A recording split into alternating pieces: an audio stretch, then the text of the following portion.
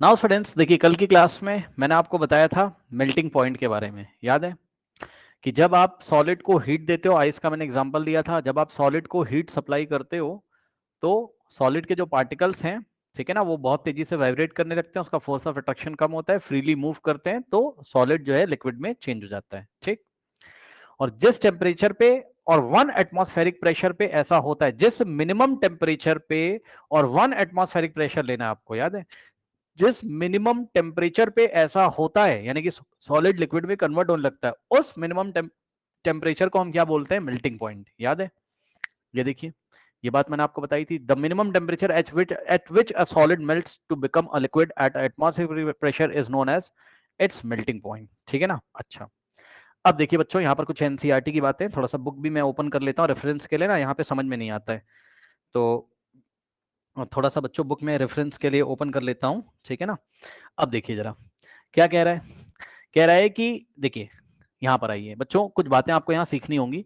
अच्छा, यहाँ यहाँ देखिए ब्लू बॉक्स में क्या लिखा हुआ है। कह रहा है कि the melting point of a solid is an indication of the strength of the force of attraction between its particle। देखिए बहुत अच्छी बात इसने बोली, melting of a solid is an indication of the strength of the force of attraction between its particle। मतलब समझो बच्चों, जिस भी सॉलिड का मेल्टिंग पॉइंट जितना ज्यादा होगा, सुन लीजिए ध्यान से, जिस भी सॉलिड का मेल्टिंग पॉइंट जितना ज्यादा होगा, उसके पार्टिकल्स के बीच में फोर्स ऑफ अट्रैक्शन उतना ज्यादा होगा। ये इस स्टेटमेंट का मतलब है। अभी मैं आपको डिटेल में समझाता हूं। यहां पर आओ, पहले यहां पर आओ, क्या कहना चाहते हैं वो लोग। मान लीजिए बच्चों, आपके पास टू सॉलिड्स हैं, ठीक है, टू सॉलिड है। मान लीजिए ये है सॉलिड वन, ठीक, और ये बच्चों सॉलिड टू, ठीक है, ये है सॉलिड टू। दोनों का आपने मास मान लो सेम लिया, सेम मास लिया, दोनों का क्वांटिटी ऑफ मैटर क्या है? सेम है। प्रेशर कितना है? 1 एटमॉस्फेरिक प्रेशर। ठीक है, प्रेशर कितना है स्टूडेंट्स यहां पर?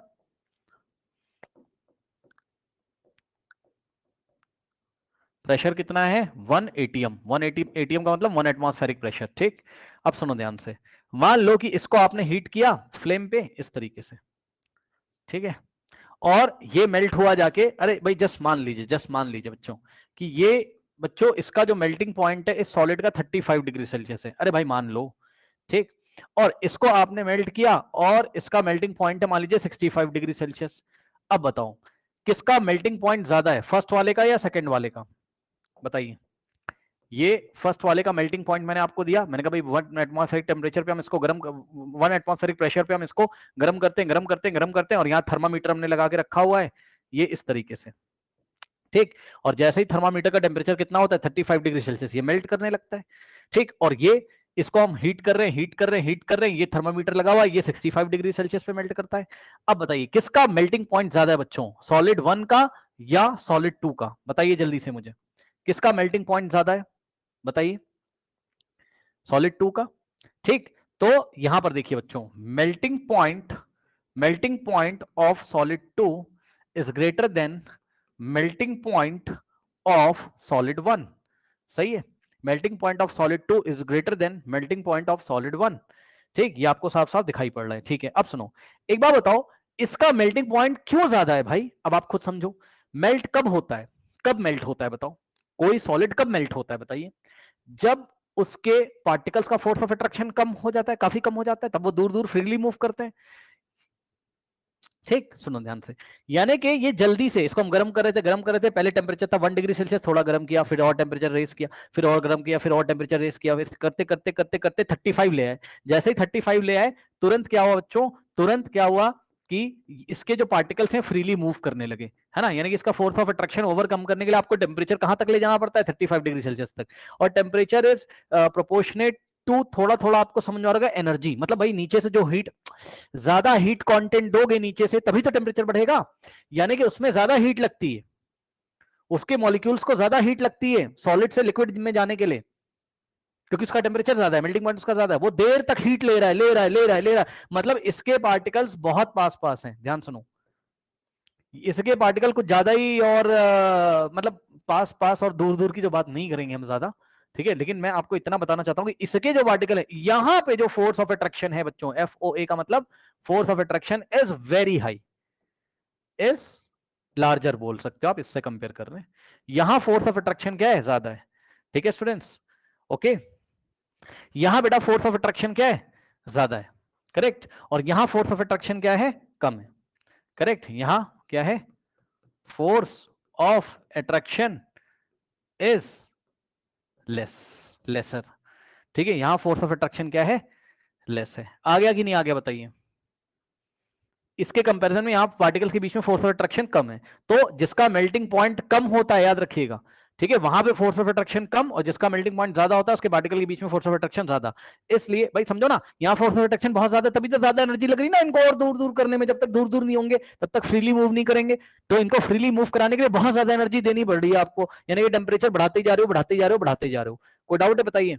ये आपको फील हुआ जो आपकी किताब में, जो आपकी बुक में ब्लू बॉक्स में लिखा हुआ है कि more the melting point is the indication of what, of the force of attraction between the particle, means more the melting point, more the force of attraction। यहां पे देख लीजिए क्या, the melting point of a solid is an indication of the strength of the force of attraction between its particle। कोई doubt है बताइए। जिसका melting point जितना ज्यादा होगा उस सॉलिड में पार्टिकल्स के बीच में फोर्स ऑफ अट्रैक्शन उतना ज्यादा होगा, strength of force of attraction उतना ज्यादा होगा। कोई डाउट है? अब मैं आपसे क्वेश्चन पूछ रहा हूं, जरा जवाब दीजिएगा, देखते हैं आप क्या बताओगे। देखिए दो सॉलिड दे दिए हमने आपको, ये सॉलिड ए है और ये सॉलिड बी, ठीक, दो सॉलिड हमने आपको दे दिए। अब मुझे बताओ इसका इसका जो मेल्टिंग पॉइंट है, इसका जो मेल्टिंग पॉइंट है वो दे दिया उसने, मान लीजिए 75 डिग्री सेल्सियस, ठीक, और इसका मेल्टिंग पॉइंट दे दिया उसने 1 एटमॉस्फेरिक प्रेशर पे, ओके। इसका मेल्टिंग पॉइंट है मान लो 10 डिग्री सेल्सियस। बताइए कौन सा सॉलिड, सॉलिड ए और सॉलिड बी में फोर्स ऑफ अट्रैक्शन किसका ज्यादा, बताइए। पार्टिकल्स के बीच में फोर्स ऑफ अट्रैक्शन की स्ट्रेंथ किसमें ज्यादा है, ए में या बी में? ए में, बिल्कुल सही है। इसका मेल्टिंग पॉइंट ज्यादा है, मतलब आप दिमाग लगा पा रहे हो, बिल्कुल सही है भैया। इसमें फोर्स ऑफ अट्रैक्शन ज्यादा होगा, तभी तो इसको हीट देते गए देते गए देते गए, इसका टेम्परेचर बढ़ता गया, तब जाके कहीं मेल्ट कर रहा है। मेल्ट करने का मतलब है कि इसके जो पार्टिकल्स हैं वो फ्रीली मूव कर रहे हैं काफी देर के बाद, सही है, मतलब खूब ज्यादा हीट देने पे, टेम्परेचर ज्यादा रेस करने पे। तो इसका मेल्टिंग पॉइंट 75 है, फोर्स ऑफ अट्रैक्शन यहाँ बहुत ज्यादा था, उसको ब्रेक करने के लिए ही तो आपने एनर्जी दी है, तो बहुत ज्यादा एनर्जी यहाँ सप्लाई करनी पड़ी, ऐसे आप सोच सकते हो, फील कर सकते हो, ठीक। चलो बहुत बढ़िया, ये हो गया। अब सुनिए बच्चों ध्यान से, यहाँ पर आगे देखो क्या बात करता है। आगे कह रहा है कि the melting of ice is 273.15 kelvin. अब ये केल्विन क्या चीज है, इसके विषय में थोड़ा सा जानकारी आप ले लीजिए बच्चों, ठीक है। देखिए कह रहा है kelvin is the SI unit of temperature. बच्चों बहुत इंपॉर्टेंट ये टॉपिक है केल्विन वाला और सेल्सियस वाला, थोड़ा आप समझिए बच्चों। देखिए समझिए जरा, एक बात बताओ, देखो यहाँ पे मैं आपको थोड़ा सा समझाना चाहूंगा, ठीक है स्टूडेंट्स, और आप थोड़ा सा ध्यान देंगे। देखिए देखिए बच्चों एक बात बताओ, मान लो कि आपने 4 मीटर चले गए आप दूर, कितने मीटर, 4 मीटर, 4 मीटर या 1 मीटर गए आप, यहां से आ गए 1 मीटर, ठीक। आप 1 मीटर का डिस्टेंस ट्रेवल कर रहे हो, सही है। अब पॉइंट ए से बी गए, आपका दोस्त कहता नहीं नहीं आप 1 मीटर नहीं गए हो, आप कहां गए हो, आप तो 100 सेंटीमीटर गए हो। सुन लो ध्यान से, आपने बोला मैं तो 1 मीटर का डिस्टेंस ट्रेवल किया हूं, आप यहां से यहां गए हो, आपका दोस्त कह रहा नहीं नहीं नहीं नहीं आप तो 100 सेंटीमीटर गए हो। बताओ कौन सही कौन गलत, कौन सही कौन गलत, बताइए। क्या दोनों लोग सही हैं कि नहीं? Yes sir. दोनों सही हैं, ठीक है ना। क्यों? क्योंकि आप देखो ना भाई, डिस्टेंस तो सेम है ना भाई यूनिट अलग अलग है ना। एक बार तो मीटर में मेजर कर रहे हो तो मीटर बड़ा यूनिट है, इसलिए न्यूमेरिकल वैल्यू छोटी है, 1 आ रहा है यहाँ 1 मीटर, और 1 मीटर में 100 सेंटीमीटर होता है आपको पता है, तो यहाँ 100 न्यूमेरिकल वैल्यू बड़ा है तो यूनिट छोटी हो गई, सेंटीमीटर है, सही है ना। 1 मीटर में 100 सेंटीमीटर होते हैं, तो भैया दोनों लोग सही कह रहे हैं। यानी कि जो डिस्टेंस आपने मेजर करी है, डिस्टेंस एक फिजिकल क्वांटिटी है। मैंने आपको फिजिक्स वाले चैप्टर में पढ़ाया था, आप डिफरेंट टाइप की फिजिकल क्वांटिटीज पढ़ते हो, जैसे कि speed, time, velocity, acceleration, temperature भी एक फिजिकल क्वांटिटी है। हमने आपको फिजिक्स वाले चैप्टर में क्या पढ़ाया था, मोशन वाले चैप्टर में मैंने आपको बताया था आप अपने आसपास जो भी सारी चीजें देखते हो उनकी आप स्टडी करते हो, वही फिजिक्स है। तो जो भी सारी चीजें आप अपने आसपास देखते हो, आपने क्या देखा, लंबाई, लेंथ, हाँ कि हम यहां से आ गए तो हमने एक लेंथ ट्रेवल करी, उसको आपने डिस्टेंस बोल दिया। स्पीड का आपने डेफिनेशन पढ़ा था, distance travel in 1 unit time, उसको आपने स्पीड बोला था। एक्सेलरेशन आपने पढ़ा, वेलोसिटी आपने पढ़ा। इसी तरीके से ध्यान से सुनिए बच्चों, बहुत ध्यान सुन लेना, बहुत ध्यान सुन लेना। अपने आसपास में ठंडा और गर्म देखा, क्या देखा? ठंडा और गर्म देखा, मतलब डिग्री ऑफ कोल्डनेस या डिग्री ऑफ हॉटनेस। मैंने आपको शायद पहले भी बताया, फिर से सुन लो बच्चों, टेम्परेचर का मतलब क्या होता है? टेम्परेचर का मतलब होता है डिग्री ऑफ हॉटनेस या डिग्री ऑफ कोल्डनेस। कोई चीज कितनी गर्म है या ठंडी है, इस चीज को बताने के लिए हम एक नई फिजिकल क्वांटिटी लेके आए जिसका नाम है टेम्परेचर। सो सबसे पहले मेरी बात ध्यान सुनिएगा बच्चों, टेम्परेचर क्या है बच्चों? यहां पर टेम्परेचर क्या है बच्चों? टेम्परेचर क्या मेजर करता है? टेम्परेचर मेजर्स, या टेम्परेचर का मीनिंग क्या होता है? Temperature is the degree of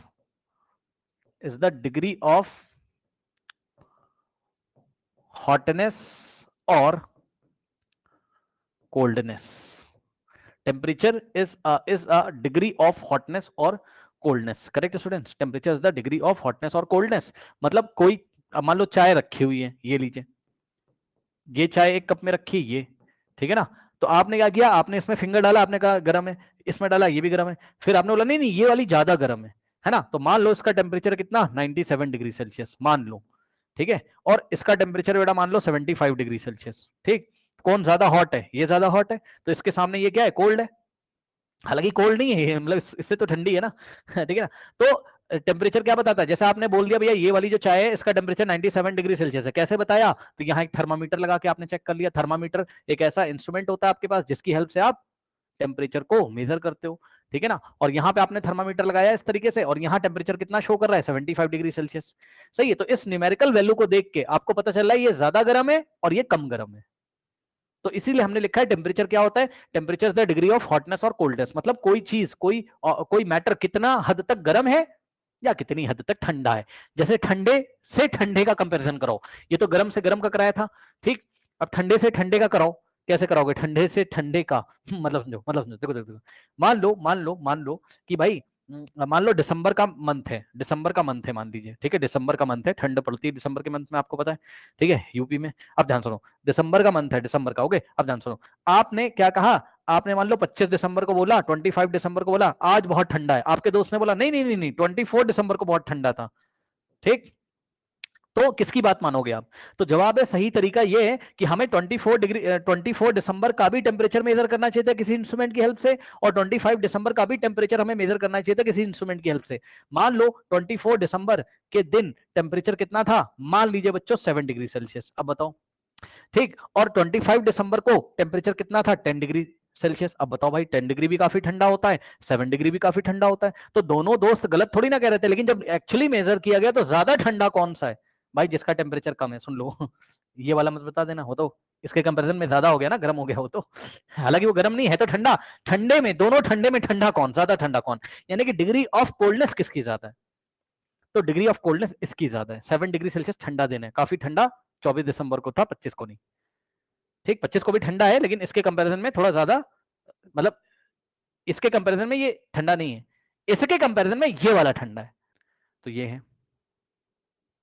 अब सुनिए ध्यान से, तो ये जो आप टेम्परेचर मेजर करते हो, ठीक है स्टूडेंट्स, टेम्परेचर मेजर करने के आपके पास स्केल्स होते हैं, डिफरेंट टाइप के स्केल्स होते हैं। तो एक आपके पास सेल्सियस स्केल और एक आपके पास Kelvin scale. Celsius scale, degree Celsius scale और केल्विन स्केल, ठीक है ना। यानी कि टेम्परेचर की भी दो तरीके की यूनिट हो गई, आप ऐसे समझ लो, ठीक है। सेल्सियस में, फ़ारेनहाइट में मेजर किया जाता है मेनली, आपको सेल्सियस में भी पढ़ना है और केल्विन में पढ़ना है, वो मैं आपको बता दूं, ठीक है स्टूडेंट्स। तो अच्छा, यहाँ पर देखो जरा, यहाँ पर जैसे लेंथ को मीटर में, सेंटीमीटर में दोनों मेजर कर सकते थे, तो वही चीज है यहाँ पर। जब आपने इस कप का टेम्परेचर बताया 97 डिग्री सेल्सियस, ठीक है, तो आप इसको केल्विन में भी बता सकते हो। टेम्परेचर के दो यूनिट्स आपको पढ़ने, कौन कौन से बताइए? एक तो पढ़ना है डिग्री सेल्सियस और दूसरा पढ़ना है आपको केल्विन। केल्विन वाला आपको साइंस में यूज करना है, हमेशा याद रखिएगा। के का मतलब केल्विन, डिग्री सेल्सियस, ये डिग्री लगा दिया ऐसे करके, डिग्री का साइन, डिग्री वही एंगल वाला डिग्री है ना, डिग्री का साइन, इसको हम बोलते हैं डिग्री सेल्सियस। अब सुनो ध्यान से, ये जो केल्विन है इसका सिंबल होता है के, के का मतलब केल्विन। अब सुनो, यही आपका एसआई यूनिट ऑफ टेम्परेचर है, एसआई यूनिट ऑफ टेम्परेचर है। मतलब समझो, मतलब अगर आपको कभी भी टेम्परेचर रिपोर्ट करना होगा, मतलब दो साइंटिस्ट आपस में बात कर रहे हैं इंटरनेशनल लेवल पे टेम्परेचर के बारे में, तो वो डिग्री सेल्सियस में बात नहीं करेंगे, वो केल्विन में बात करेंगे, ठीक है ना। तो कभी भी टेम्परेचर आप फिजिक्स के किसी चैप्टर में या केमिस्ट्री के किसी चैप्टर में, साइंस में जब आप टेम्परेचर मेजर करोगे तो आप केल्विन में रिपोर्ट करोगे, डिग्री सेल्सियस में नहीं। यानी कि आप, एक सवाल और आता है कि डिग्री सेल्सियस को केल्विन में ले जाने के लिए क्या करें? तो देखिए यहाँ एक रिलेशन दिया हुआ है, ध्यान से सुनो। 0 डिग्री सेल्सियस में कितने केल्विन होते हैं, ये बात आप याद कर लीजिए, ठीक। 0 डिग्री सेल्सियस में कितने केल्विन होते हैं बताइए, 273.15 केल्विन, ठीक। याद करो, अपनी किताब में निशान लगाओ, याद करो। क्या 0 डिग्री सेल्सियस में कितने केल्विन होते हैं, 0 डिग्री सेल्सियस कितने केल्विन के इक्वल है, 273.15 केल्विन के इक्वल है, ठीक है। अब सुनिएगा मेरी बात ध्यान से, ध्यान से सुनिएगा। क्या बता रहे हो सर, ये सर मान लो आइस रखी हुई है, ये आइस आइस रखी, आइस आइस क्यूब है ना। अब एक लड़का आया, पर्सन ए, उसने बोला कि इसका टेम्परेचर कितना है आइस का, 0 डिग्री सेल्सियस है। दूसरे ने कहा नहीं नहीं नहीं नहीं नहीं, नहीं इसका टेम्परेचर कितना है, 273.15 केल्विन। अब बताओ क्या इसकी डिग्री ऑफ कोल्डनेस, मतलब जितना ये ठंडा है, क्या वो चेंज हो जाएगा। जैसे ये लेंथ नहीं चेंज हो रही थी यहां पर, चाहे 1 मीटर बोलो चाहे 100 सेंटीमीटर बोलो, बात तो सेम है। क्यों सर, क्योंकि 1 मीटर किसके इक्वल था, 100 सेंटीमीटर के इक्वल था। चेक कर लीजिए, 1 मीटर किसके इक्वल था, 100 सेंटीमीटर के इक्वल था, ठीक। ठीक उसी तरीके से आप इसका टेम्परेचर आइस का चाहे 0 डिग्री सेल्सियस बोलो, ये तो आपने डिग्री सेल्सियस में बताया और ये आपने केल्विन में बताया, 273.15 केल्विन बोलो, बात तो क्या है, सेम है। बताइए कोई डाउट है। तो भाई इसकी डिग्री ऑफ कोल्डनेस थोड़ी ना चेंज हो जाएगी, जितना ठंडा है उतना ठंडा ये रहेगा। तो आप चाहे ये बोलो चाहे ये बोलो, जैसे कि 1 मीटर और सेंटीमीटर में क्या रिलेशन था, 1 मीटर 100 सेंटीमीटर, ठीक उसी तरीके से 0 डिग्री सेल्सियस में 273.15 केल्विन होते हैं। कोई डाउट है, जल्दी बताओ, कोई डाउट है, जल्दी बताओ, कोई डाउट है, नहीं। अब सुनो ध्यान से, अब हम क्या करेंगे, इसको राउंड ऑफ कर देंगे, क्योंकि 273.15 ये पॉइंट के बाद 15 जो लिखा है इसको हटा के आप राउंड ऑफ वैल्यू ले लो, ओनली 273 ले लो बस, पॉइंट के बाद जो नंबर है उसको इग्नोर कर सकते हो आप, ठीक। तो एक नई बात बनेगी आज के बाद, आपकी किताब में लिखी भी है कि वी कैन, ये देखो कह रहा फॉर कन्वीनियंस, यानी कन्वीनियंस का मतलब कैलकुलेशन करते टाइम आसानी हो। क्या आसानी हो, अभी मैं आपको बताऊंगा। we take 0 degree Celsius at 0 degree Celsius is equal to 273, ये 0.15 हटा दो पीछे से, ठीक। तो अब आप ये याद कर लो, राउंड ऑफ करके कितना आ जाएगा, 0 degree Celsius is equals to 273 kelvin, correct. तो 0 डिग्री सेल्सियस जो है वो कितना हो जाएगा, 273 केल्विन के इक्वल हो जाएगा। बताइए कोई डाउट है, कोई डाउट है स्टूडेंट्स, बताइए। No sir. तो 0 डिग्री सेल्सियस में कितने केल्विन होते हैं, 273। अब एक बात सुन लो, बात सुन लो, पहले तो आप बात सुन ही लो मेरी, ध्यान सुनो। जब भी आपको डिग्री सेल्सियस में दिया रहेगा, टेम्परेचर कितने में दिया रहेगा, डिग्री सेल्सियस में, उसको केल्विन में ले जाने के लिए हम क्या करते हैं, ध्यान सुनो, 273 ऐड कर देते हैं। क्या करते हैं, 273 ऐड कर देते हैं। मतलब मैंने बोला कि ये जो टेम्परेचर दिया बच्चों 97 डिग्री सेल्सियस, इसको केल्विन में बताओ, तो इसमें 273 ऐड कर दो, कर दो। तो 97 डिग्री सेल्सियस को केल्विन में ले जाओगे तो कितना हो जाएगा, 97 में आप 273 ऐड कर दीजिए, तो ये डिग्री सेल्सियस से चेंज हो जाएगा केल्विन में। तो कितना हो जाएगा, चेक कर लो, 273 और प्लस 97,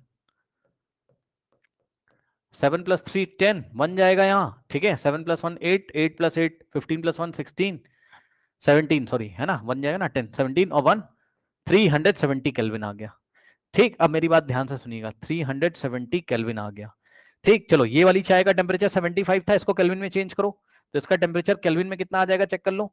75 में क्या करेंगे, 273 ऐड करेंगे, ठीक। तो 273 ऐड करेंगे हम किसमें, 75 में, कितना आएगा, 5 प्लस 3 8 है ना, 7 प्लस 7 14 बन जाएगा 348 केल्विन आ गया, 348 केल्विन आ गया, 348 केल्विन आ गया, ठीक है स्टूडेंट्स, ओके। अब मुझे बताइए बच्चों, इस चाय का टेम्परेचर 97 डिग्री सेल्सियस बोलो तब भी सही है, और 370 केल्विन बोलो तब भी सही है, लेकिन एसआई यूनिट कौन सी है, केल्विन। तो हम आंसर किस में रिपोर्ट करेंगे, केल्विन में। तो याद रखिएगा, अगर डिग्री सेल्सियस में दिया है तो केल्विन में चेंज कर लो, साइंस में न्यूमेरिकल करते टाइम, न्यूमेरिकल है नहीं आपके सिलेबस में क्लास 9th में, बट आपको कन्वर्जन है, वो मैंने आपको बता दिया। इस चाय का टेम्परेचर 75 डिग्री सेल्सियस बोलो और चाहे आप 348 केल्विन बोलो, इसकी डिग्री ऑफ हॉटनेस थोड़ी ना चेंज हो जाएगी भाई, ये केल्विन में, ये डिग्री सेल्सियस में। अच्छा आप एक बात बताओ, मान लो दोनों टेम्परेचर किसमें दिए हुए बताइए, केल्विन केल्विन में, ठीक है। तब भी आप देख रहे हो ये वाली चाय ज्यादा गर्म है, ये 370 वैल्यू और यहाँ 348 है। कोई डाउट है बताइए, कोई डाउट है। अब सुनो, अब आप बोलोगे कि डिग्री सेल्सियस को केल्विन में ले जाने के लिए, सुन लो ध्यान से, डिग्री सेल्सियस को केल्विन में ले जाने के लिए 273 क्यों ऐड किया सर? सर यहां से देखो 0 डिग्री सेल्सियस में कितना केल्विन है? 273, है ना? तो अब अगर आप 97 डिग्री सेल्सियस की बात कर रहे हो तो भाई 97 इधर भी ऐड करोगे, इधर भी ऐड करोगे, क्योंकि ये अगर इसके इक्वल है तो दोनों तरफ बैलेंस करने के लिए सेम नंबर ही तो ऐड करोगे, ऐसे समझो। ठीक, दोनों का मतलब 0 डिग्री सेल्सियस के मतलब डिग्री सेल्सियस में 0 जो है न्यूमेरिकल वैल्यू वो 273 के अगर इक्वल है केल्विन स्केल पे, ये स्केल दोनों अलग है, ये डिग्री सेल्सियस वाली है, केल्विन वाली है, ठीक? तो इसकी स्केल अलग है, इसकी स्केल अलग है। यहाँ पे 0 जो है इस स्केल का 0 डिग्री सेल्सियस स्केल वाला जो डिग्री ऑफ कोल्डनेस है वो केल्विन स्केल के 273 वाले कोल्डनेस के इक्वल है। अगर आपने इधर भी 97 ऐड किया तो इधर भी करना पड़ेगा, यानी कि 0 प्लस 97 बराबर 273 और प्लस 97, तो ये केल्विन में आ जाएगा इधर, और ये इधर आएगा इसमें किसमें? डिग्री सेल्सियस में। लो 0 plus 97 97 degree Celsius is equals to 273 plus 97 करो कितना आ जाएगा? 370 केल्विन। तो इसीलिए मैं क्या कह रहा था आपसे कि 97 डिग्री सेल्सियस में कितने केल्विन होंगे? 370 केल्विन। तो इतना आपको तीन झाम नहीं करना है, आपको बस एक ये बात याद करनी चाहिए, क्या कि 0 डिग्री सेल्सियस में, एक ये बात याद कर लीजिए, कॉपी में नोट लगा लीजिए, 0 डिग्री सेल्सियस में 273.15 केल्विन होते हैं, ऐसा आप समझ लो, ठीक है? मतलब 0 डिग्री सेल्सियस वाली स्केल में 0 जो स्केल पे जो निशान लगा होगा वो केल्विन स्केल के 273.15 वाले निशान के इक्वल होगा, ऐसा आप समझो। तो 0 degree Celsius equals to 273.15 kelvin. अब देखो इसमें हम डिटेल में नहीं जा रहे हैं, सुन लो, अभी चले जाएंगे तो बस इसमें स्केल बना के फिर आपको कंपेयर कर, वो काम नहीं कर रहे, वो 11th क्लास में किया हुआ है, ठीक? तो अभी हम वहां नहीं कंपेयर कर रहे हैं, ओके? अब ध्यान सुनो, तो 0 डिग्री सेल्सियस 273.15 केल्विन के इक्वल, पहली बात। फिर 0.15 को आप राउंड ऑफ करोगे, हटा दोगे उसको कन्वीनियंस के लिए, 0 degree Celsius is equal to 273 kelvin, और उसके बाद डिग्री सेल्सियस को केल्विन में ले जाने के लिए क्या करते हैं? 273 ऐड करते हैं, ठीक? ठीक है, अब सुनो, अब इनकी बातें पढ़ लो भाई। कह रहा है कि ये देखो सब है ना, कि 0 degree Celsius equals to 273 kelvin after rounding off the decimal. कह रहा है to change the temperature on the kelvin scale to Celsius scale you have to subtract 273 from the given temperature, and to convert the temperature on the Celsius scale to kelvin scale you have to add 273 to the given temperature. वही बात जो मैंने आपको बताई। अब इसी पे आपको मैं पहले इतना देख लो अच्छी तरीके से, इतना देख लो, अभी मैं एक बात और बताता हूं। अभी आप डिग्री सेल्सियस से कहां गए? केल्विन स्केल पे, तो 273 ऐड करना पड़ा, ठीक है? कहीं पे लिख दूं? यहीं पे लिख देता हूं, मीटर वाले को हटा के, है ना? अभी मैं 2-3 सवाल करा देता हूं इसी के ऊपर, तो आपको क्लियर हो जाएगा। क्या? ध्यान सुनो, अगर आपको कहां से कहां जाना है? डिग्री सेल्सियस से कहां जाना है बताइए? केल्विन स्केल पर। तो आपको क्या करना पड़ेगा? प्लस 273 ऐड करना पड़ेगा, ठीक? एंड रिवर्स, अगर आपको केल्विन स्केल से कहां जाना है बताइए? डिग्री सेल्सियम नहीं, सेल्सियस पे, तो आपको -273 करना होगा, इसी का रिवर्स याद रख लो। डिग्री सेल्सियस से केल्विन में 273 ऐड करोगे, केल्विन से डिग्री सेल्सियस में 273 माइनस करोगे। जैसे कि यहाँ पे देखो, मान लो मैंने आपको टेम्परेचर दे दिया होता 370 केल्विन, अब इसको डिग्री में लेके आओ, 370 केल्विन को डिग्री में चेंज करोगे, कैसे चेंज करोगे? 370 में से ये 370 कितना था? 370 के का मतलब केल्विन को ले जाना है डिग्री सेल्सियस में, तो -273 कर दोगे, कर दो, और डिग्री सेल्सियस में आंसर आ जाएगा, ठीक? तो 370 और -273, 10 - 3 इज कितना हो जाएगा? 7, और यहाँ हो जाएगा 16 - 7 इज 9, यहाँ 97 आया कि नहीं आया बताइए? ये आ गया, लीजिए। आई थिंक कोई डाउट नहीं होना चाहिए, ठीक है ना? ओके ओके, तो ये आप देख लीजिए एक बार अच्छी तरीके से, फिर मैं आगे बताता हूँ। अब नेक्स्ट देखिए स्टूडेंट्स, यहाँ पर 2-3 मैं इसी के ऊपर आपको क्वेश्चन करा देता हूँ, फिर हम आगे बढ़ते हैं, ठीक है? चलो क्वेश्चन कर लो पहले, अभी फिर उसी बात पे आएंगे हम वापस। आ जाइए, देखिए जरा ध्यान से क्वेश्चन। मान लीजिए उसने आपको क्वेश्चन दिया, convert 25 degree Celsius to kelvin, ठीक? बताइए क्या आंसर आएगा? 25 डिग्री सेल्सियस को केल्विन में ले जाना है, तो डिग्री सेल्सियस से जब केल्विन में जाना होता है तो क्या करते हैं? बस एक ही चीज याद कर लो, दूसरा अपने आप याद हो जाएगा। अगर आपको क्या करना है, अगर आपको क्या करना है, डिग्री सेल्सियस से कहां जाना है, केल्विन स्केल पे। तो आपको क्या करना है, 273 क्या करना है, प्लस करना है। ठीक, तो ये दिया हुआ है, तो हम क्या करेंगे 25 में हम क्या ऐड करेंगे 273। तो क्या आ जाएगा यहां से 273 और प्लस 25, 5 प्लस 3 8 और 7 प्लस 2 9, 298 क्या आ जाएगा केल्विन। ठीक, और मान लो रिवर्स क्वेश्चन होता, convert 298 kelvin two degree Celsius scale. तो इसी का रिवर्स करते, अगर इसका रिवर्स करोगे यानी कि अगर आप केल्विन से कहां आ रहे हो, डिग्री सेल्सियस में, तो आप 273 माइनस करोगे, माइनस 273 करोगे। ठीक, तो हम क्या करेंगे, टेम्परेचर इन डिग्री सेल्सियस, ये डिग्री और इसी का मतलब Celsius, temperature in degree Celsius is equal to 298 kelvin में दिया था, इसमें से 273 क्या करेंगे, माइनस करेंगे। जब माइनस करोगे आप कर लेना 25 आ जाएगा डिग्री सेल्सियस। तो इस सवाल को आप याद रखिएगा, तो आपके कन्वर्जन के क्वेश्चंस आराम से हो जाएंगे। ठीक है ना। अब ध्यान से चेक करिए, नेक्स्ट देखिए, अब आगे बढ़ते हैं। तो देखिए कह रहा है कि the melting point of ice is 273.15 kelvin, है ना, यानी कि 273 केल्विन, और 273 केल्विन क्या होता था, 0 डिग्री सेल्सियस होता था। तो यही कल भी मैंने आपको पढ़ाया था कि आइस का जो मेल्टिंग पॉइंट होता है कितना होता है, 0 डिग्री सेल्सियस होता है। तो आइस का मेल्टिंग पॉइंट कितना होता है बताइए, 0 डिग्री सेल्सियस, यानी कि आइस जो है वो 0 डिग्री सेल्सियस पे और 1 एटमॉस्फेरिक प्रेशर पे मेल्ट करने लगता है। और केल्विन स्केल पे आइस का मेल्टिंग पॉइंट कितना बताओगे, या तो 273 केल्विन बता दो या तो 273.15 केल्विन बता दो। ठीक, तो 273.15 केल्विन आइस का मेल्टिंग पॉइंट होता है एसआई यूनिट में। ओके, अब देखिए बच्चों, कल मैंने आपको बताया था एक शब्द, अगर आपको याद हो, मैंने आप फ्यूजन शब्द का यूज किया था। फ्यूजन क्या होता है, ये याद कर लीजिए बच्चों, फ्यूजन क्या होता है, एक एक चीज याद करते चलिए। फ्यूजन क्या होता है, यहाँ पे देखिए, थोड़ा वेट करना पड़ेगा, हैंग कर गया ये। सुनो, फ्यूजन क्या होता है बच्चों, यहाँ पढ़िए, कह रहे the process of melting that is change of solid state into liquid is also known as fusion. जब सॉलिड लिक्विड में चेंज होता है तो इस प्रोसेस को फ्यूजन के नाम से भी जाना जाता है। जैसे आपने सॉलिड आइस ले ली और सॉलिड आइस से लिक्विड बन रहा है, ठीक है ना, तो ये फ्यूजन का प्रोसेस है।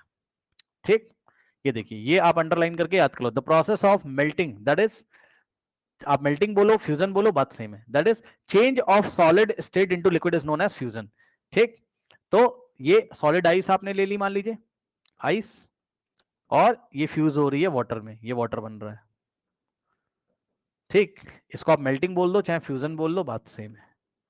ठीक है, अब सुनिए, कह रहा when a solid melts its temperature remains the same, so where does the heat energy go. अब जो बातें मैंने आपको पढ़ाई है वही बातें एनसीईआरटी में लिखी हुई हैं। जब आप सॉलिड को मेल्ट कर रहे होते हो, फ्यूज कर रहे होते हो, याद है आइस को जब हम हीट कर रहे होते हैं, तो ये हीट कहां जाती है, क्योंकि टेम्परेचर तो बढ़ता नहीं है, कल की क्लास में पढ़ाया था। ठीक है भाई, ये 0 डिग्री सेल्सियस का आइस है, तो पहले तो पूरा का पूरा आइस मेल्ट होगा, यानी कि 0 डिग्री सेल्सियस का क्या बनेगा, 0 डिग्री सेल्सियस का क्या बनेगा, वाटर बनेगा। चेक कर लो, धीरे धीरे धीरे धीरे क्या हो रहा है, ये फ्यूज हो रहा है। सही है ना। तो सारी हीट कहां गई, तो कल मैंने आपको बताया था सारी हीट कहां गई, सारी हीट ये जो आइस के मॉलिक्यूल हैं इसको मिल गई ना भाई। ये मॉलिक्यूल सब लेके बैठे हैं और अपनी एनर्जी को बढ़ा रहे हैं और फ्रीली मूव कर रहे हैं इधर उधर, तो लिक्विड में आ गए। तो कल मैंने आपको बताया था कि 0 डिग्री सेल्सियस का वाटर के पास ज्यादा एनर्जी होती है, 0 डिग्री सेल्सियस आइस के पास। तो जवाब है 0 डिग्री सेल्सियस वाटर के मॉलिक्यूल्स के पास ज्यादा एनर्जी होती है, क्योंकि जो आपने हीट सप्लाई करी फ्यूज कराने के लिए, उसको सॉलिड से लिक्विड में कन्वर्ट कराने के लिए, वो हीट टेम्परेचर नहीं बढ़ा रही है, स्टेट को चेंज कर रही है। कैसे, पार्टिकल्स का फोर्स ऑफ अट्रैक्शन कम कर रही है और पार्टिकल्स की काइनेटिक एनर्जी को बढ़ा रही है, वो फ्रीली मूव कर रहे हैं थोड़ा सा, तो लिक्विड स्टेट में आ रहे हैं, फोर्स ऑफ अट्रैक्शन कम हो जा रहा है। तो 0 डिग्री सेल्सियस वाले पानी के पास ज्यादा एनर्जी होगी, क्योंकि उसके पास लेटेंट हीट ऑफ फ्यूजन भी है। लेटेंट हीट ऑफ फ्यूजन कल मैंने आपको बताया था, लेटेंट हीट ऑफ फ्यूजन भी है। यहां से यहां ले जाने में जो हीट आपने सप्लाई करी उसको हम कौन सी हीट बोल देंगे, लेटेंट हीट ऑफ फ्यूजन। अब इसका टेक्निकल डेफिनेशन मैं आपको बताऊंगा, लेकिन लेटेंट मतलब छुपा हुआ हीट ऑफ फ्यूजन हो रहा है। हीट ऑफ फ्यूजन मतलब फ्यूजन में हीट जो जा रही है, ठीक है ना, तो लेटेंट हीट ऑफ फ्यूजन लग रही है यहां से यहां जाने में, तो इसमें ज्यादा एनर्जी है। 0 डिग्री सेल्सियस वाले वाटर में। कल ये बात मैंने आपको कल बताई भी थी, ठीक है। तो अब देखो यही सारी बात आपके एनसीईआरटी में कह रहा है कि ये एनर्जी कहां जाती है। कह रहा है you must have observe during the experiment of the melting that the temperature of the system does not change after the melting point is reached till all the ice melts. This happens even though we continue heat the breaker, that is we continue to supply the heat. Okay तो देखिए वही experiment जो कल आप कर रहे थे, ठीक है, जिस एक्सपेरिमेंट में मैंने आपको बताया था, अगर आपको याद हो ये वाला एक्सपेरिमेंट, कि जब तक आइस का एक पीस भी रहेगा छोटा सा वहां पर, तब तक टेम्परेचर 0 डिग्री सेल्सियस ही रहेगा। क्योंकि अभी भी जो तुम हीट आप लगातार दे रहे हो, आप तो बोलोगे भैया टेम्परेचर बढ़ना चाहिए, नहीं भाई, वो सारा हीट कहां जा रहा है, आइस के जो बॉन्ड्स हैं, आइस में जो वाटर के पार्टिकल उसके बीच में जो फोर्स ऑफ अट्रैक्शन को ब्रेक कराने में यूटिलाइज हो जा रहे हैं, यानी कि वो स्टेट ऑफ मैटर को चेंज कराने में यूटिलाइज हो जा रहे हैं, ठीक है। तो इसलिए लगातार हीट देने के बावजूद भी टेम्परेचर यहां पर नहीं बढ़ रहा है, क्योंकि स्टेट ऑफ मैटर को चेंज कर रहा है टेम्परेचर। यही बात आपकी किताब में यहां लिखी होगी, पढ़ लीजिए कहां गया। कह रहा है कि you must have observed during the experiment of the melting that is the temperature of the system does not change after the melting point is reached till all the ice melts. तब तक temperature नहीं बढ़ता जब तक पूरी की पूरी बर्फ पिघल नहीं जाती, मेल्ट नहीं हो जाती। This happens even though we continue, लगातार अगर आप हीट दे रहे हो तब भी ऐसा ही होता है कि उसका टेम्परेचर कांस्टेंट रहता है, 0 डिग्री सेल्सियस ही रहता है। कह रहा है this heat gets used up in changing the state by overcoming the force of attraction between the particle. देखा ये हीट कहां चली जाती है, फोर्स ऑफ अट्रैक्शन जो पार्टिकल्स के बीच में उसको ओवरकम, उसको खत्म करने में यूटिलाइज हो जा रही है, ठीक है ना।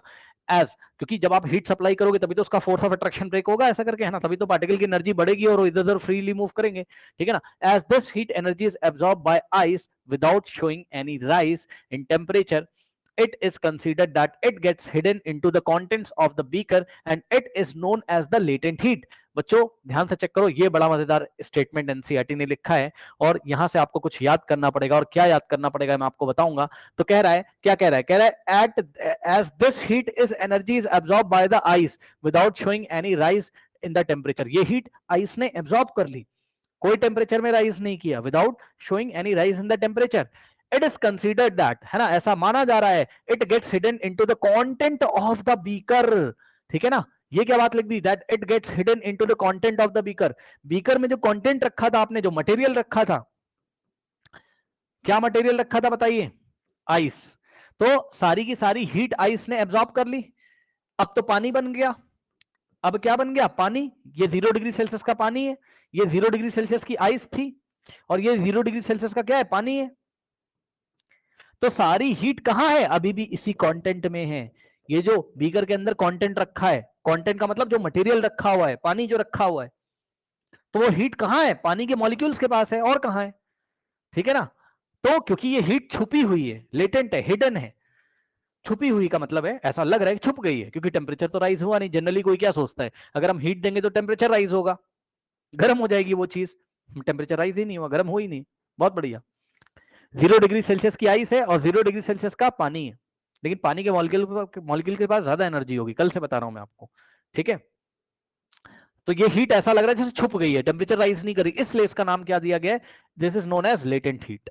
तो याद रखिएगा बच्चों, जब भी स्टेट चेंज हो रहा होता है, जैसे कि मान लो यहां से यहां आप आ रहे हो, कहां से कहां, आप सॉलिड से लिक्विड में आ रहे हो, तो स्टेट चेंज हो रहा है, तो जो हीट छुप जाती है, क्योंकि वो हीट स्टेट को चेंज कर रही है, टेम्परेचर को नहीं चेंज कर रही, तो उस छुपी हुई हीट को नाम दिया जाता है क्या, लेटेंट हीट। और जब आप सॉलिड से लिक्विड आते हो तो इसका नाम होता है क्या, लेटेंट हीट ऑफ फ्यूजन, क्योंकि फ्यूजन हो रहा है। सॉलिड से लिक्विड जाना क्या कहलाता है, फ्यूजन कहलाता है, ठीक। कह रहा the word latent heat means hidden. Okay, latent means hidden the amount of, देखो ये सभी बच्चे अब सुन लो, अब ध्यान सुन लो। इतनी देर से मैं लेटेंट हीट ऑफ फ्यूजन बता रहा हूं, मैंने बोला था मैं आपको टेक्निकल डेफिनेशन बताऊंगा।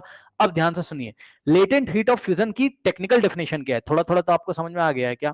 सॉलिड होगा, सॉलिड को लिक्विड में कन्वर्ट कर रहे होंगे हीट सप्लाई करके, तो वो हीट टेम्परेचर राइज नहीं करेगी, केवल स्टेट चेंज कर रही है। तो इस हीट को, छुपी हुई हीट है, इसलिए इसको लेटेंट हीट ऑफ फ्यूजन हो रहा है, इसलिए लेटेंट हीट ऑफ फ्यूजन। लेकिन लेटेंट हीट ऑफ फ्यूजन का कुछ तो क्वांटिटी होता होगा ना, हर एक मटेरियल के लिए अलग अलग।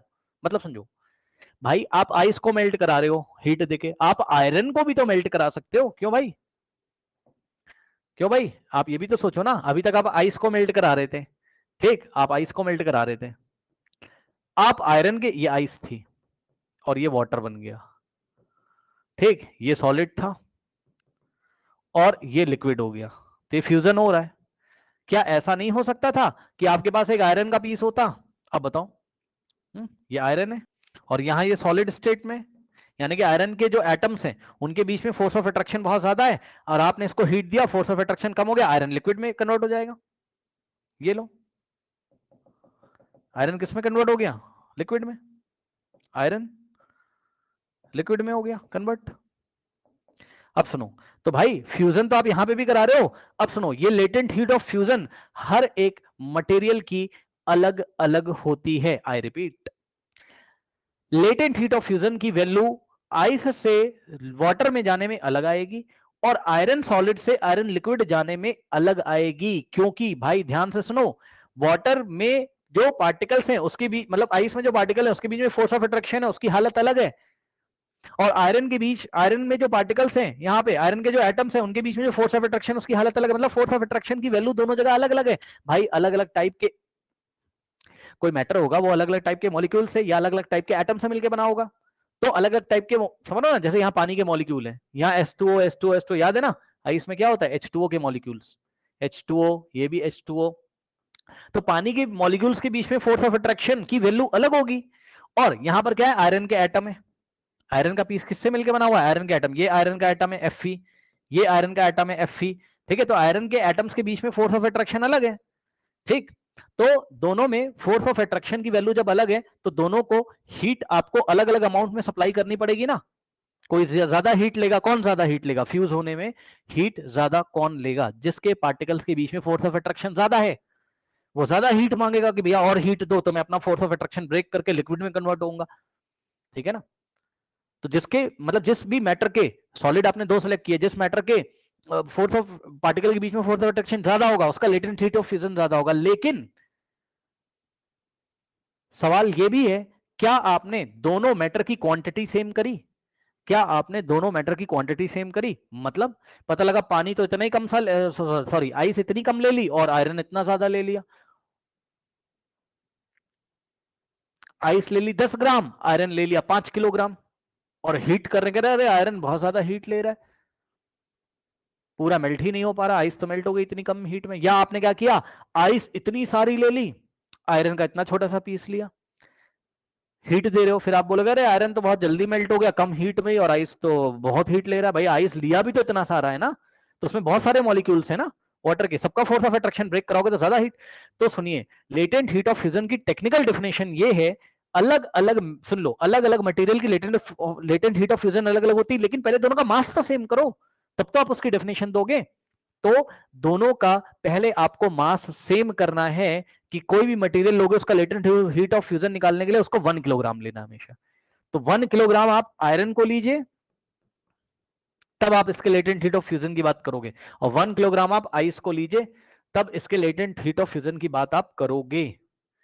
तो फिर से सुनो, लेटेंट हीट ऑफ फ्यूजन की डेफिनेशन देने के लिए सबसे इंपॉर्टेंट बात क्या है? जो भी मैटर है सॉलिड स्टेट में जिसका लेटेंट हीट ऑफ फ्यूजन आप बताने जा रहे हो, उसका मास कितना लेना है? 1 किलोग्राम, पहली बात। और जब आप ये हीट सब, देखो पहले मैं कुछ बातें आपको बता दूं, नहीं आप डेफिनेशन गलत कर दोगे, सुन लो ध्यान से। लेटेंट हीट ऑफ फ्यूजन की डेफिनेशन बताने से पहले, ये बहुत इंपॉर्टेंट टॉपिक होता है, एग्जाम में जरूर आता है। लेटेंट हीट ऑफ फ्यूजन की डेफिनेशन बताने से पहले कुछ बातें ध्यान रखनी। नंबर 1, मास कितना लेना है आपको?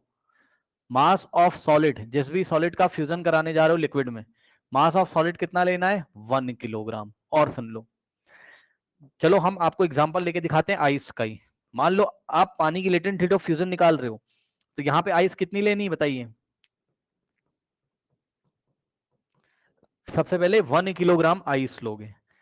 ठीक, कितने टेम्परेचर पे लोगे? तो जवाब है, क्योंकि अभी आप यहां से हीट सप्लाई करोगे ना नीचे से, ये 1 किलोग्राम आइस लिए मैंने। ठीक, नीचे से आप क्या करोगे? हीट सप्लाई करोगे। अब जब नीचे से आप हीट सप्लाई कर रहे हो, सुन लो ध्यान से, ये हीट आपको सप्लाई करनी है कितने टेम्परेचर पे? एट मेल्टिंग पॉइंट, भूल मत जाना आज के बाद, एट मेल्टिंग पॉइंट। और आइस का मेल्टिंग पॉइंट कितना होता है? 0 डिग्री सेल्सियस। और प्रेशर कितना लेना है? 1 atm। तीन बातें याद रखनी है आपको, 1 atm का मतलब एटमॉस्फेरिक प्रेशर। ठीक, ध्यान से सुन लो। सॉलिड कितना लेना है? 1 किलोग्राम। अब इसको हीट देना शुरू करना है। हीट देना कब शुरू करना है? इसके मेल्टिंग पॉइंट पे। मतलब ये आइस अपने मेल्टिंग पॉइंट पे होनी चाहिए। ऐसा नहीं किया पता लगा तुमने 1 किलोग्राम आइस ले ली है ना, और आइस का टेम्परेचर है -14 डिग्री सेल्सियस, है ना, तो ऐसा नहीं करना है।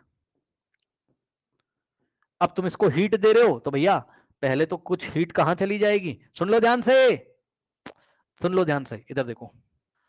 पता लगा एक लड़के ने बोला सर 1 किलोग्राम आइस ले रहा हूं। मैंने कहा ठीक है ले लो। कह रहा सर 1 एटीएम प्रेशर है। मैंने कहा ठीक है भाई, प्रेशर भी इसका कितना है? 1 एटीएम। पी का मतलब प्रेशर, प्रेशर भी 1 एटीएम ले लिया इसने, ठीक है। लेकिन मेल्टिंग पॉइंट नहीं लिया इसने। आइस मतलब मेल्टिंग पॉइंट पे नहीं, आइस का टेम्परेचर कितना है? -14 है। तो भाई पहले तो तुम हीट दोगे तो -14 से पहले कहां तक जाएगा? 0 डिग्री सेल्सियस तक। पहले तो अपना टेम्परेचर चेंज करेगा। अभी भी ये सॉलिड स्टेट में, तो पहले ये -14 डिग्री सेल्सियस वाले सॉलिड से कहां जाएगा? 0 डिग्री सेल्सियस वाले सॉलिड। अब ये मेल्ट करना स्टार्ट होगा। तो अब ये मेल्ट करना स्टार्ट होगा। इसके बाद जो आप हीट सप्लाई करोगे वो लेटेंट हीट ऑफ फ्यूजन होगी ना भाई। यहां से यहां तक की जो हीट आपने सप्लाई करी है, यहां से यहां तक की जो हीट सप्लाई करी है, ये आपकी लेटेंट, ये आपकी लेटेंट हीट ऑफ फ्यूजन थोड़ी ना है। ये तो भाई आप टेम्परेचर राइज कर रहे हो। लेटेंट हीट ऑफ फ्यूजन वाली हीट होती है कि जिस भी सॉलिड को आप मेल्ट करने जा रहे हो वो अपने किस पे होना चाहिए? मेल्टिंग पॉइंट पे होना चाहिए, तभी तो मेल्ट करना स्टार्ट होगा। तो सुनो, बस अब कुछ नहीं करना है। 1 किलोग्राम मटेरियल ले लीजिए, सब्सटेंस ले लीजिए, ठीक है, जिसका लेटेंट हीट ऑफ फ्यूजन निकालना, उसको उसके मेल्टिंग पॉइंट पे ले लीजिए। सारे सॉलिड का मेल्टिंग पॉइंट अलग अलग होता है। जरूरी नहीं कि आपको, मैंने आइस का एग्जांपल दिया बस। आयरन लोगे तो आयरन का मेल्टिंग पॉइंट कुछ और होता है, उसको उसके मेल्टिंग पॉइंट पे जब वो पहुंच जाएगा, ठीक है, यहाँ थर्मामीटर लगा लेंगे, ठीक है, और जब यहां रखा गया सॉलिड अपने मेल्टिंग पॉइंट पे पहुंच जाएगा, तब से हम चेक करना शुरू करेंगे कितनी हीट सप्लाई करी। तो जितनी हीट हमने सप्लाई करी होगी, क्या करने के लिए? इस पूरे 1 किलोग्राम आइस को 1 किलोग्राम लिक्विड यानी कि 1 किलोग्राम पानी में चेंज करने के लिए, उस हीट को हम क्या बोलेंगे? Latent heat of fusion. आया समझ में कि नहीं? तो लेटेंट हीट ऑफ फ्यूजन की डेफिनेशन क्या बनी? जब हम 1 किलोग्राम सॉलिड को उसके मेल्टिंग पॉइंट वाले टेम्परेचर पर रख के 1 एटमॉस्फेरिक प्रेशर के प्रेजेंट में हीट सप्लाई करना शुरू करते हैं, तो जितनी हीट सप्लाई करनी पड़ती है कितने के लिए? 1 किलोग्राम सॉलिड को मेल्ट कराने के लिए या फ्यूज कराने के लिए, टोटल 1 किलोग्राम के लिक्विड में। तो उस हीट को हम क्या बोलते हैं? Latent heat of fusion. तो यहां पे क्या बन के आ जाएगा आपका? 1 किलोग्राम का पानी। अब आ जाओ अपनी किताब में, आप आ जाओ अपनी किताब में फटाफट, आ जाओ अपनी किताब में, ध्यान सुनो, आ जाओ अपनी किताब में। क्या मैंने जो पढ़ाया वो आपको समझ में आया? देखिए क्या लिखता है किताब में आपकी।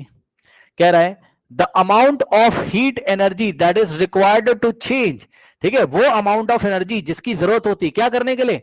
To change 1 kilogram of solid, कितना सॉलिड लेना है? 1 kilogram of solid into liquid at atmospheric pressure and at its melting point is known as the latent heat of fusion. दोनों कंडीशन लगा दी, एट 1 एटमॉस्फेरिक प्रेशर यानी कि at atmospheric pressure and at its melting point is known as latent heat of fusion. कोई doubt है बताइए? कोई doubt है? पढ़ो। The amount of heat required, इसको याद कर लो, the amount of heat required to change 1 kilogram of solid liquid of a solid into liquid at 1 atmospheric pressure and its melting point is known as latent heat of fusion of that solid. कोई doubt है बताइए? आया कि नहीं आया बताइए? और यहां लिखा है particles in water at 0 degree Celsius have more energy as compare to particles in ice at the same temperature. मैंने आपको बताया कि अगर 0 डिग्री सेल्सियस का पानी रखा हुआ है और 0 डिग्री सेल्सियस की आइस रखी है, ज्यादा एनर्जी किसमें होगी? 0 डिग्री सेल्सियस वाले पानी में, लेटेंट हीट ऑफ फ्यूजन की वजह से। कोई डाउट है बताइए? अब मैं यहीं पर एक बात और बताऊंगा आपको कि ये बात तो मैं आपको जो एटमॉस्फेरिक प्रेशर 1 रखा है ना, ये मैं आपको बाद में कभी बताऊंगा कि एटमॉस्फेरिक प्रेशर क्यों क्यों फिक्स किया गया है। अभी रुक जाओ, अभी एक खास बात और, ये ही वाली डेफिनेशन को देखते हुए, ठीक, ये जो डेफिनेशन अभी आपने पढ़ी है, इस डेफिनेशन को देखते हुए बच्चों नीचे आपसे एक सवाल पूछेगा। क्या सवाल पूछेगा मैं आपको बताता हूं। आपसे पूछेगा कैन यू डिफाइन, ये देखिए कहां गया, can you define latent heat of vaporization? अभी यहां कहीं लिखा होगा, वो हम बाद में देखेंगे, ठीक है। अब लेटेंट हीट ऑफ वेपराइजेशन क्या होता है, क्या आप उसको डिफाइन कर सकते हो? तो उसकी डेफिनेशन हम लोग यहीं से देख के लिखेंगे। कैसे? देखिए जरा, आपकी किताब में नहीं दी हुई बट एग्जाम में पूछता है ना। तो लेटेंट हीट ऑफ वेपराइजेशन को कैसे डिफाइन करोगे? क्या? Latent heat of vaporization, latent heat of vaporization को हम कैसे डिफाइन करेंगे? ठीक है स्टूडेंट्स, ओके। नाउ अब आप खुद समझो भाई, लेटेंट हीट ऑफ वेपराइजेशन मतलब अब लिक्विड किस का, अब लिक्विड से कहां जा रहे होंगे? वेपर में, यानी गैसियस स्टेट में। तो बस कुछ नहीं करना है, लिक्विड कितना लोगे? 1 किलोग्राम, ठीक है। कितने टेम्परेचर पे लोगे? At its boiling point, at, इस बार मेल्टिंग पॉइंट नहीं, एट इट्स बॉइलिंग पॉइंट। हालांकि बॉइलिंग पॉइंट में आपको समझाऊंगा डिटेल में आगे कि होता क्या है। अभी तो आपको पता ही है कि जिस टेम्परेचर पे लिक्विड बॉईल करने लगता है, जिस टेम्परेचर पे लिक्विड बॉईल करने लगता है, मतलब एक ऐसा टेम्परेचर, भाई लिक्विड को गर्म करो, भाई चाय बनाते हो आप, चाय को गर्म करते हो धीरे धीरे, है ना। ये चाय का बर्तन है, इसको गर्म करना शुरू किया, चाय, पानी रखा है अंदर, पानी रखा है, गर्म किया गर्म किया गर्म किया गर्म किया, पानी का टेम्परेचर पहले बढ़ेगा बढ़ेगा बढ़ेगा। मान लो 0 डिग्री सेल्सियस का पानी लिया था आपने, तो 0 डिग्री सेल्सियस का पानी लेकर जब आप गर्म करोगे, यहां देखो क्या स्थिति चल रही होगी। ये पानी लिया आपने, अभी पानी कितने का है? 0 डिग्री सेल्सियस का, ठीक। फिर आप इसको गर्म करो, गर्म करोगे, इसका टेम्परेचर बढ़ेगा 1 degree, 2 degree, 3 degree, 4 degree, 5 degree, करते करते करते जैसे ही 100 डिग्री सेल्सियस पहुंचेगा, तुरंत ये पानी बॉईल करने लगता है। यानी कि तुरंत ये पानी इस तरीके से, इसमें बुलबुले उठने लगेंगे और इसके जो पार्टिकल्स हैं, और मैंने आपको बताया था कि बॉइलिंग बल्क फिनोमेना होता है। बल्क का मतलब अंदर के मॉलिक्यूल्स भी ऐसे बाहर जाने लगेंगे गैसेस स्टेट में। फिर ये टेम्परेचर कांस्टेंट हो जाता है, कब तक? जब तक सारा पानी भाप नहीं बन जाता है, जब तक सारा पानी स्टीम नहीं बन जाता है, ठीक। तो क्योंकि स्टेट ऑफ मैटर चेंज हो रहा होता है, तो कांस्टेंट टेम्परेचर होगा। मतलब समझो कि अगर हमने लिक्विड ले लिया, सपोज लिक्विड हमने लिया, लिक्विड के केस में वाटर ले रहे हैं मान लो यहाँ, ठीक है, एग्जांपल के तौर पे। तो लिक्विड लेना है 1 किलोग्राम, और लेना कहां पर है? कितने टेम्परेचर पे? Eight its boiling point. तो किसी लिक्विड को उसके बॉइलिंग पॉइंट पे रख के, वो बॉइलिंग पॉइंट पे रखने का मतलब है वो अपने बॉइलिंग पॉइंट पे आएगा तो आपको पता चलेगा, आपको बता दिया जाएगा लैब में कि पानी का बॉइलिंग पॉइंट कितना होता है, 100 डिग्री सेल्सियस होता है 1 एटमॉस्फेरिक प्रेशर पे। तो सुनो ध्यान से, क्या पता पानी आपके पास 0 डिग्री सेल्सियस वाला रखा हो, ठीक है ना। तो थर्मामीटर आपने लगाया, आप नीचे से हीट दे रहे हो, ठीक है। आपको तब से हीट मेजर करनी है जब उसका टेम्परेचर कितना पहुंच जाएगा? 100। 0 से 100 में कितनी हीट दी वो नहीं देखना है आपको, वो तो टेम्परेचर राइज कर दी, उसको छोड़ो। 100 जैसे ही दिखाएगा थर्मामीटर, अब यहां से वेपर बनने लगेंगे, ठीक, ठीक है। तो 1 किलोग्राम पानी ले लो, और जैसे ही इस पानी का टेम्परेचर 100 डिग्री सेल्सियस पहुंच जाए, यानी कि अपने कहां आ गया? Boiling point, eight its boiling point, ये अपने बॉइलिंग पॉइंट पे आ गया। बस अब इसके बॉइलिंग पॉइंट पे जब ये पहुंच जाएगा 100 डिग्री सेल्सियस पे, तब आप इसको चेक करो कि 1 किलोग्राम को कितनी हीट देनी पड़ रही है। 1 किलोग्राम पानी को टोटली गैस में कन्वर्ट करने के लिए कितनी हीट देनी पड़ी, उसी को हम क्या बोलेंगे? Latent heat of vaporization. कोई डाउट है? तो लेटेंट हीट ऑफ वेपराइजेशन का डेफिनेशन क्या हम यहां से देख के लिख सकते हैं अपनी किताब से? देखिए यहां पर आइए, ये देखिए, the amount of latent heat of vaporization, copy में नोट करो, मतलब अपनी बुक में नोट करिए, यहीं पे मैं आपको लिखवा दे रहा हूं, मैं बार बार नहीं बताऊंगा, मैं आपको बोलूंगा पढ़ाते टाइम कि मैंने लेटेंट हीट ऑफ वेपराइजेशन पढ़ा चुका हूं। यहां पे देखिए, लेटेंट हीट ऑफ वेपराइजेशन का डेफिनेशन यहीं से बनेगा, जब ये याद हो जाएगा आपको। देखो, the amount of heat energy that is required to 1 kilogram of solid की जगह लिक्विड आ जाएगा, क्योंकि लिक्विड को हम किस में चेंज कर रहे हैं? गैस में। Liquid into gas at atmospheric pressure at its melting की जगह boiling, at its boiling point is known as latent heat of fusion। पढ़ लो, the amount of, ये किसकी डेफिनेशन बना दी मैंने? latent heat of vaporization की, latent heat of VAP लिख दे रहा हूं, समझ जाना वेपराइजेशन की, पढ़ लीजिए। The amount of heat energy that is required to change 1 kilogram of liquid into gas at atmospheric pressure at its boiling point is known as latent heat of vaporization। 1 kilogram liquid ले लीजिए और उसको heat देना शुरू करो, तो heat आप उसको तब से देना, तब से आप हीट काउंट करोगे जब वो अपने बॉइलिंग पॉइंट पे पहुंच जाएगा। तो जैसे वो अपने बॉइलिंग पॉइंट पे पहुंचा 100 डिग्री सेल्सियस, अब चेक करो कि अब इस टोटल 1 किलोग्राम पानी जो कि अपने बॉइलिंग पॉइंट 100 डिग्री सेल्सियस पे है और 1 एटमॉस्फेरिक प्रेशर पे है, अब इसको कितनी हीट दें कि सारा का सारा 1 किलोग्राम पानी किसमें चला जाए, गैसेस स्टेट में। उस अमाउंट ऑफ हीट को हम क्या बोलेंगे, लेटेंट हीट ऑफ वेपराइजेशन। कोई डाउट है बताइए, कोई डाउट है? ओके, तो इस बात को आपको ध्यान रखना है। ओके, तो मेरे ख्याल से आपको बातें समझ में आई होंगी। ठीक है स्टूडेंट्स, तो इतना आप नोट कर लीजिए, इसके बाद हम नेक्स्ट क्लास में करेंगे। ठीक है, जाइए।